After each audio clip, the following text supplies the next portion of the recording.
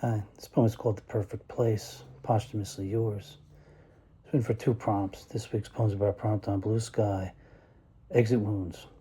And this month's LBI Poet Studio prompt to use a line, a phrase, or word from an Emily Dickinson poem. And I took the word write from So I Write, Poets All. The Perfect Place, Posthumously Yours.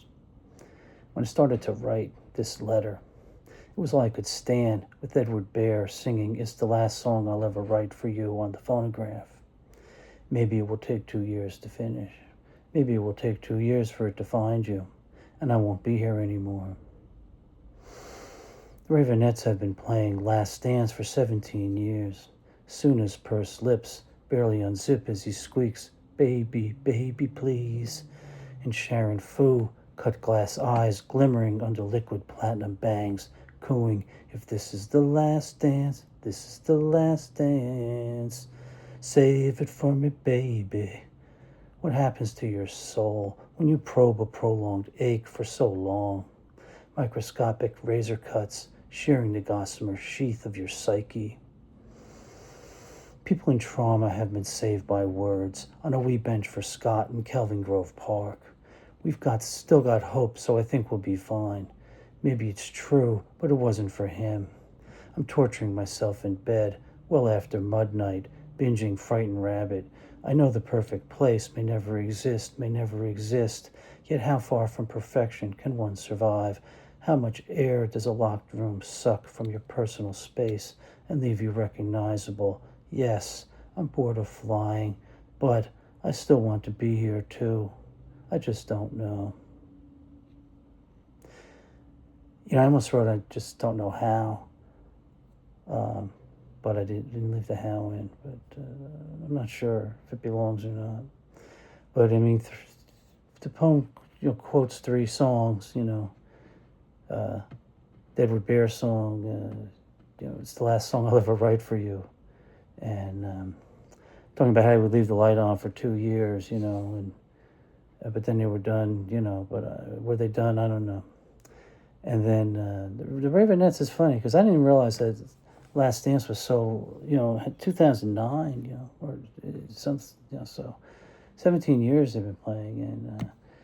And, Sune, he looks so pained when he sings this song, even though, it's a made up song, but he just gets into the character, and he just, even so many years later, I watched a video from not long ago, and he looks so pained, and he barely opens his mouth, like a ventriloquist almost, And then they're great at having that dichotomy of the words and the sound, and Sharin comes in and she's so sweetly singing, but if it's the last dance, if the person is dying, right, and then. So I wonder, what does it do to you? I even wrote on a comment on the video, no one will see, but what does it do to you to prolong a trauma like that for so many years? And then Scott. Speaking of trauma, Scott Hutchinson. There's literally a bench that says "a wee bench for Scott" in this park in Scotland, right? And I watched a video of Marion Hutchinson, his mother, and she talks about how people have been, helped by the quote on that bench, we've still got hope, so I think we'll be fine. But, it's so sad because, he obviously, he was, it was so visible, his trauma, but no one could help him with it, and he couldn't help himself, and so he wasn't fine, and I was just listen. Sometimes I just listen over and over to the song.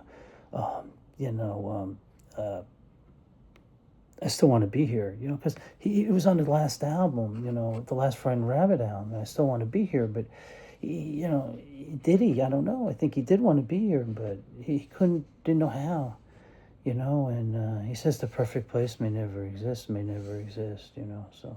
These are, and then the final quote is, is from, Scott's other band,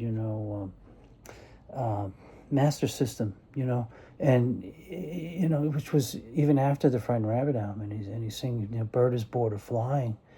I mean, thinking that was like a final statement. It brings it brings such emotion to me when I listen to this stuff. I'm tearing up here. But anyway, I don't want to go on further. But there you go, The Perfect Place, Posthumously Yours.